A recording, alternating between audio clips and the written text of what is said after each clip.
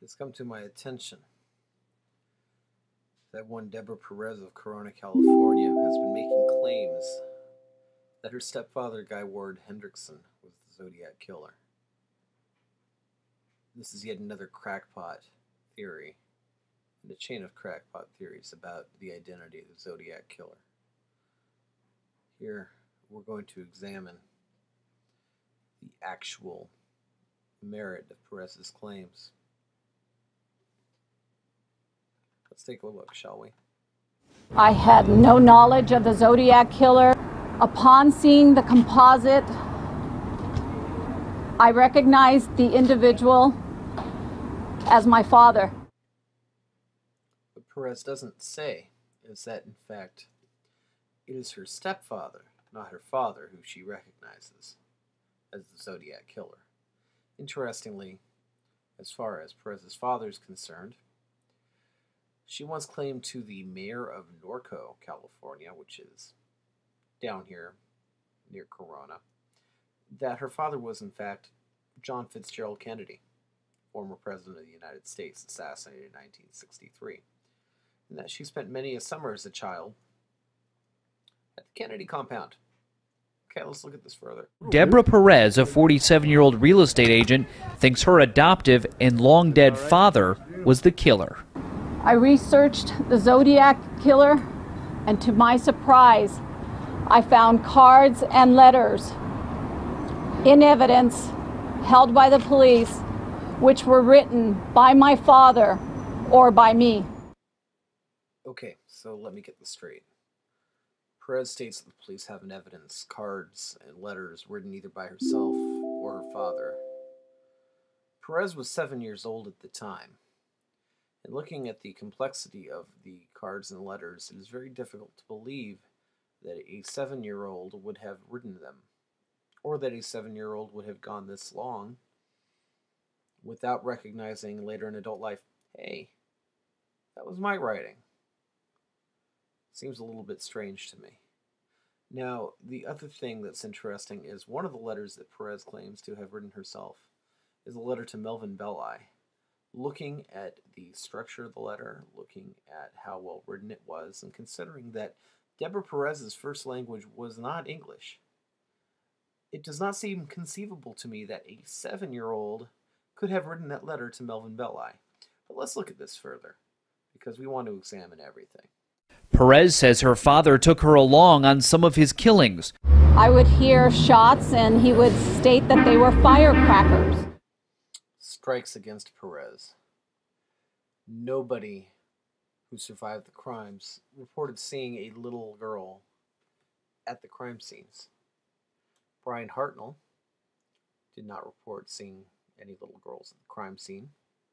Mike Michaud did not report seeing any little girls at the crime scenes.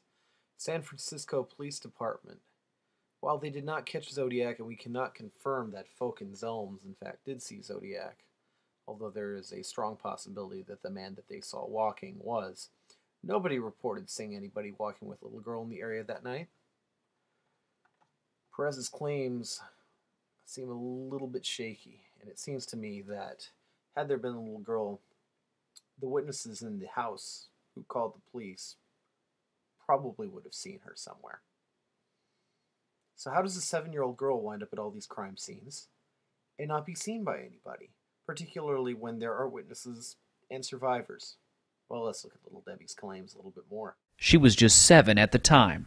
All I wanted to do was help my dad. He kept telling me he was sick, that he had killed many, many people. He would bring back souvenirs, like glasses he took from a cab driver he killed. I have those glasses. Okay, watching Perez's body language, watching her facial movements, listening to her talk. If you look, while Perez is talking, she's very consistently, she'll be making a claim and be like, my dad, the eyes go close. The eyes go close. It's very apparent to me that Perez doesn't even seem to know her own story. My belief is that she's lying, and I believe that her body language and her facial expressions show it. Of course, it would be interesting to get somebody with expertise in the area of microexpressions to analyze the data and determine whether or not there's a likelihood that Perez is lying based on those microexpressions. Assuming such a thing exists, maybe that's just something that the show Lie to Me on Fox invented. Wouldn't be the first thing that Fox invented.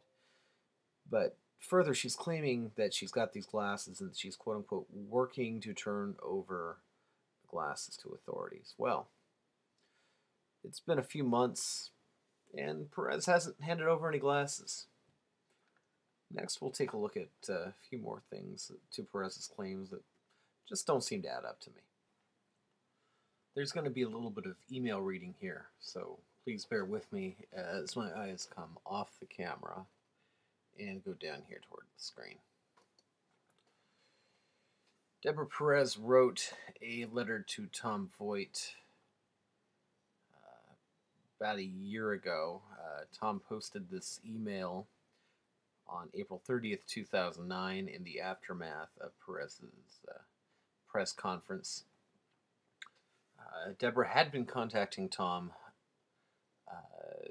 regarding this issue and had stated early on in her email, please know the following, I am not a Zodiac Killer fan nor amateur sleuth. As a matter of fact, prior to my seeing the composite on America's Most Wanted, I really never knew anything at all of the case. Very unusual. And this letter is very long, and Perez makes some interesting statements in this letter. For example, she states, I have and I am continuing to conduct my due diligence to obtain facts and proof. Then she goes and she says, it would be fruitless of me to attempt to continue to disprove when I know the truth, and I don't need the facts and proof. So I'm trying to figure out how does it she's trying to obtain facts and proof.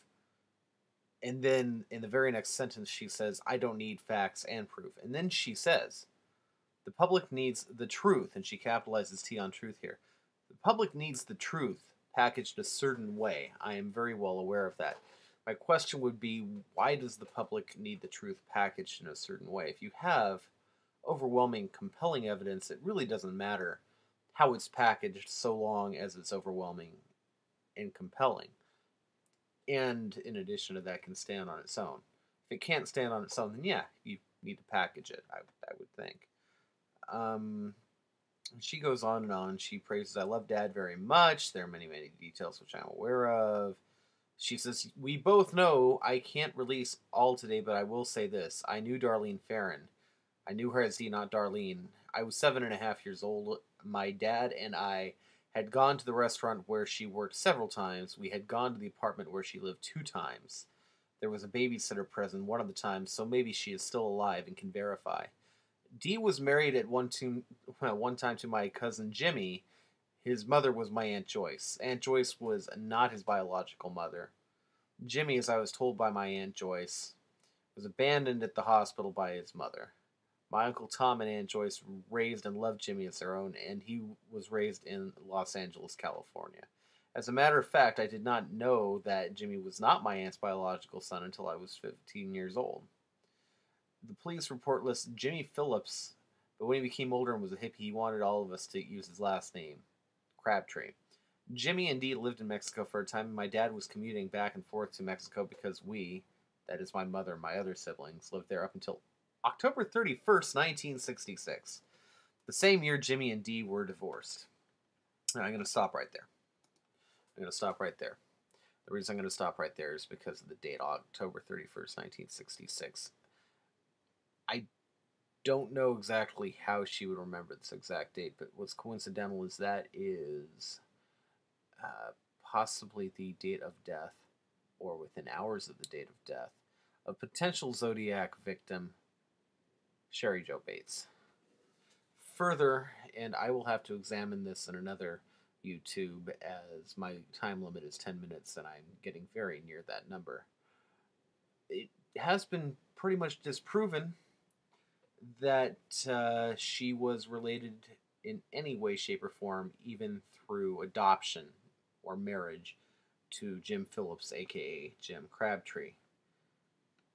So, We'll continue this in another segment.